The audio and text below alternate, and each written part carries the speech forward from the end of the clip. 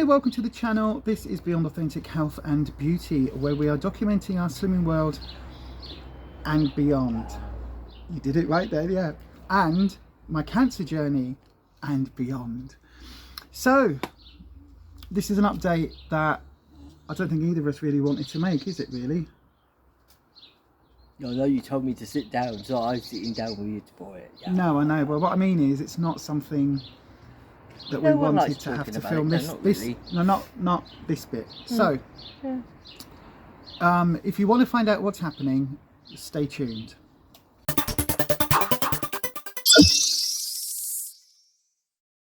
So obviously, as you can probably tell by the energy as we start this video, it's because we've been gardening. It's because we've been in the garden, but mainly we're not jumping for joy as we're talking about my cancer situation, because it isn't gone. The first surgery, it says it all really, doesn't it? The first surgery. So the surgery I had, again, we're limited as to what we can say because we are going to be speaking to lawyers about what actually went on with me and in my specific case, and some of the treatment that I had and didn't have. Well, and obviously a big delay. And the delays from October to then, and there's a whole thing. Yeah. So for now, the story of what actually happened at my time in hospital, coming home and then going back in from A&E, all of that we'll have to tell you at a later point, because we can't really reveal any of that just for now. Suffice it to say that I had the transurethral recession of bladder tumours, so I had the scraping on the inside of the bladder done. That led to a lot of bleeding, didn't it? A hell of a lot of bleeding, and a lot of discomfort. Yeah, enough so that when I got sent home, I ended up back in hospital for another week on what's called irrigation, which is basically where you have a bag of fluid up on a drip. Like continually, pretty much, is it? But instead of it going into your arm, it basically goes into your bladder. I had a catheter in. At one point, I think that over those 5, 6, 7 days I was in, I think I had 3 different catheters in and 3 different sizes of catheters. It was quite complicated. So basically I had that done because it appears that my body doesn't like surgery very much and doesn't like the whole healing process very much. It took a lot more healing than we thought it would. And then I came home, and I had been home for what, it was about 10 days, wasn't it? And then we got a phone call as we're filming this nearly a week ago, with the update and the results of sending the bits that they took out for testing. So basically the way that it works, there are 3 stages of cancer for bladder cancer, for the non-muscular invasive bladder cancer that I have, and there are 3 grades. Now, the first one is CIS or TIS, so either cancer or tumour in situ, which basically means there is a cancer, it's growing, but so far it hasn't... You mean just on the very lining? It's on the lining, it hasn't gone deep, and it hasn't started sprouting, it's just there. Yours were? Mine was TA, which means tumour. I can't remember what the A stands for. I did know up until as soon as I've started saying that, I've completely forgotten. But anyway, I'll put it on screen. And basically that's where you've got the little fingers. So I had papillary tumours, which are the little finger things. So I keep doing that because that's literally what it looks like, a whole handful of fingers. You were saying before that it looks like as if it's like a coral reef. Like in Finding Nemo, like the coral, which is kind of like doing this. Anemone or whatever it is. Yeah, all of that. Whatever that is, that. Yeah. And then the third one is a T1, which is where it's grown into the lining of the bladder, or the connective tissue towards the lining of the bladder. So it's still not in the muscle, but it's starting to root basically. And then there's 3 grades. So there's low grade, grade 1, grade 2, grade 3. Grade 1 means it's very, very slow growing. Grade 2 means it's quite faster growing, and grade 3 means it's like, oh, this is bad. So the nurse rang me up and basically said, hi, we've got your results, and it looks like you are definitely TA, so the middle of the 3 stages, questioning T1. So basically they think it started to root. They couldn't be 100% sure that it's definitely rooted, but they think it's started to root. They think it's gone into, it's left the surface and it's gone into the connective tissue between the bladder and the muscle, which is not ideal. So I was hoping that from all of it that you wouldn't have to go in and have a more invasive type of surgery treatment. What we were hoping for, is that we'd do one TURBT and then chemo or BCG treatment. But that now looks like that isn't the case because they want me to go back in. So they said I'm on the second grade, so grade 2, and TA/T1. They can't be certain, but they think it's grown to T1. But when you had the first surgery, it was a thing where they said, this is the plan, so after we've done the scraping and all of that stuff, the next time you'll go in, and hopefully the only thing they'll need to do is just flush your bladder with some of the chemo treatment, and then you'll stay in for a few hours until it passes, then you'll come home. Yeah. But that's not going to happen now. That's not going to happen now. So that's what we were expecting. And we were expecting towards about a week before your birthday, weren't we? We were thinking like, so about the first weekend, end of the first week in May. I'm not worried about my birthday though, anyway. No, but about the first week in May, we thought that's probably when I'm going to go in. I'll go in 2 or 3 hours, have a load of stuff put into the bladder with a catheter, then have it all taken out. Might have to go home with a catheter in, but then that can come out with the district nurse. Might just have it done in the hospital, depending on how everything goes. Simple job, literally in and out from the time we leave the house to the time we cut back, less than 4 hours, in and out, everything done, all the treatment, back home. But now they want me to go back in for surgery, so I'm going to have to go back in and basically have the whole transurethral removal of bladder tumour done again. They're going to do a whole nother scrape of the bladder, and try and see if they can get any more out, and try and go maybe a little bit deeper than they did last time to take some of the probably, hopefully, fingers crossed, healthy tissue out, but where the cancer was, to see whether it had gone into the connective tissue to get a definite response for that. Because if it has gone into that, they couldn't tell, could they? Really, from the first time, they couldn't tell. They couldn't tell, but they are questioning, and the surgeon questioned, because there was 26 days from the time I had my first cystoscopy, the camera to the surgery, and there were new growth. So there was loads of tiny new little growths that are starting. Yeah, they're classed as seeds, so it is just like the new little cancers trying to rear their head. And that's why they was hoping just to kind of flush the bladder again, and hopefully that would be that.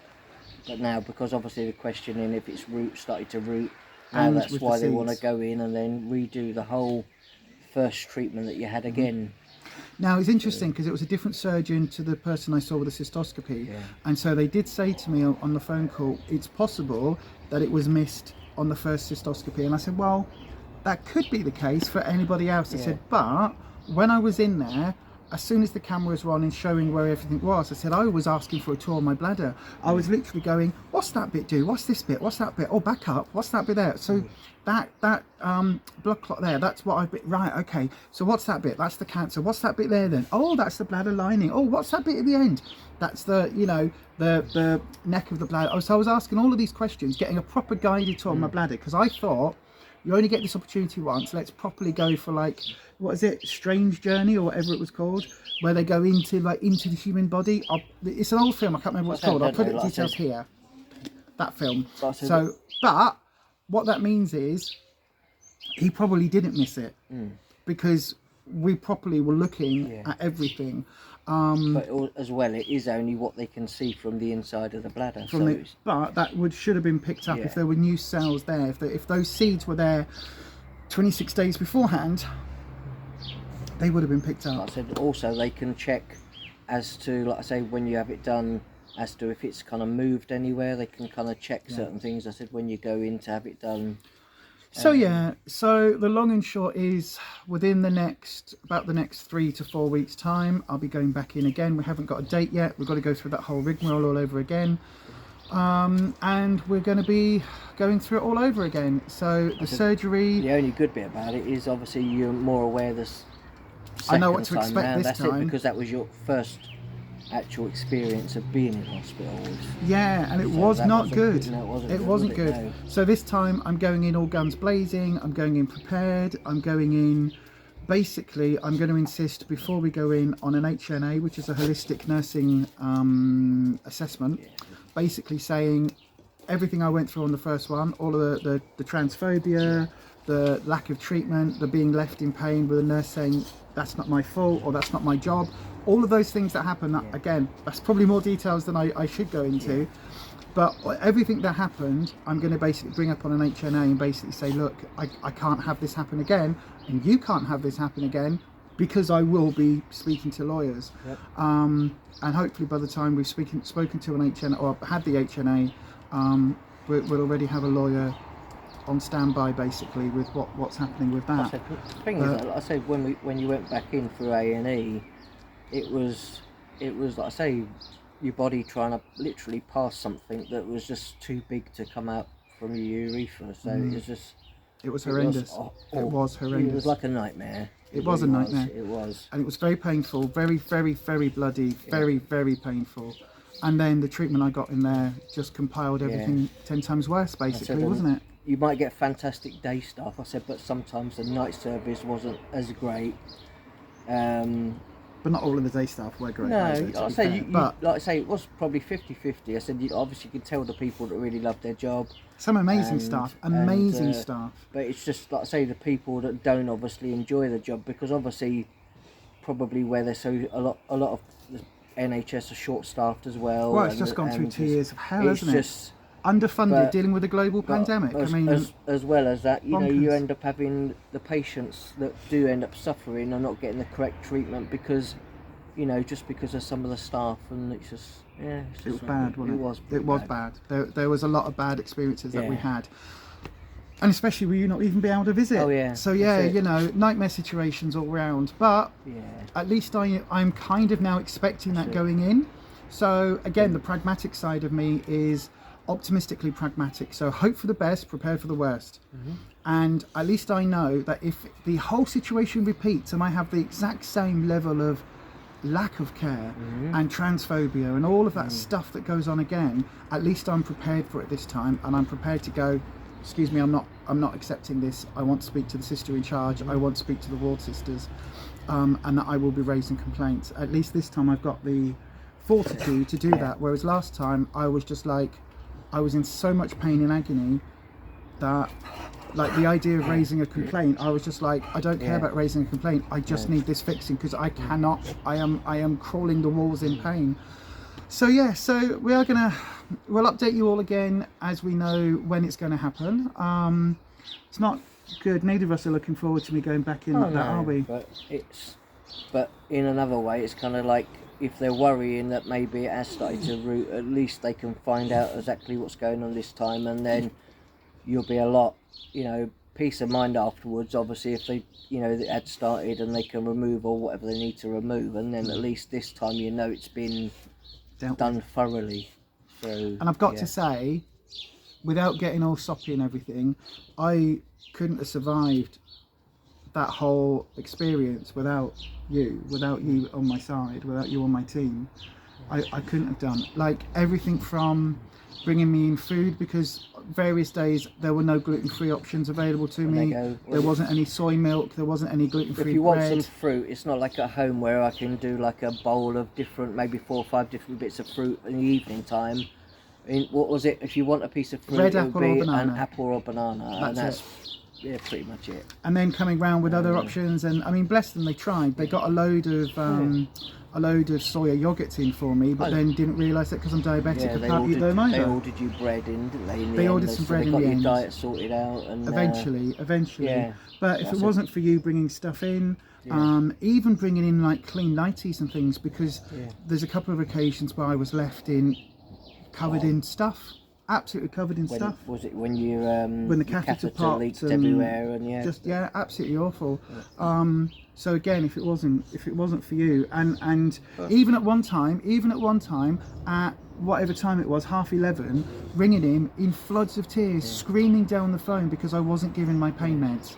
Literally going, Rufus, can you please bring me in my tramadol, please? I said, even for me, like I feel, because, like I say, because there are some still restrictions in place, obviously, for COVID. So like all that's still in place. That a lot of hospitals will allow, like I say, down near my family, you're allowed to have one visitor in Essex or whatever, visit a hospital, like once during the day. But here, from most people, like say, you're not allowed to visit in Leeds. I feel that some of the staff are a lot more kept on their toes because people are possibly visiting their family members or whatever at some point during the day, but they're a lot more in control of stuff, obviously, when the patients can't have a visitor. So once we've got a date for surgery, I will of course let you all know. We'll do a little video update so that we know what's happening.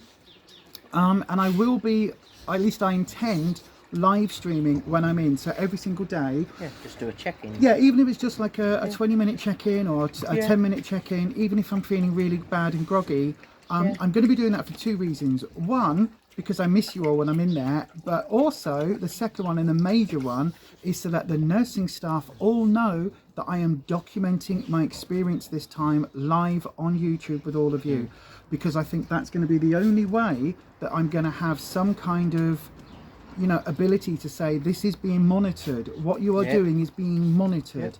And I don't think without that, as you said, because you weren't allowed to visit, were you? No. And I think, as you were saying in a bit that I've had to cut out, sometimes when you've got patients' families going in, they might treat that patient a little bit better because there's some checks and balances. Yeah, they feel like they're kept on their toes a bit more, and it's like, you know, obviously if they mess up a lot of things, obviously as soon as the family member or someone comes in to visit, obviously they're going to tell them and you know, say what exactly has been happening or whatever. So I think it does make them a bit more accountable as to like how people get treated. And obviously as the patient, they can always turn around and say she was on a lot of pain meds, and then all of a sudden we gave her morphine on top. I mean, God, I bought a box of Goth Box, so you know I was off me tits half the time. Not being funny, I said things that you heard while in there about other people not, you know, maybe possibly not getting their pain meds and things as well at the time when Shocking. You know, when they were screaming out for somebody for how long? 5-10 minutes more than. Yeah, it was an experience. But anyway, hopefully that video kind of clues you in a bit on where we're at now.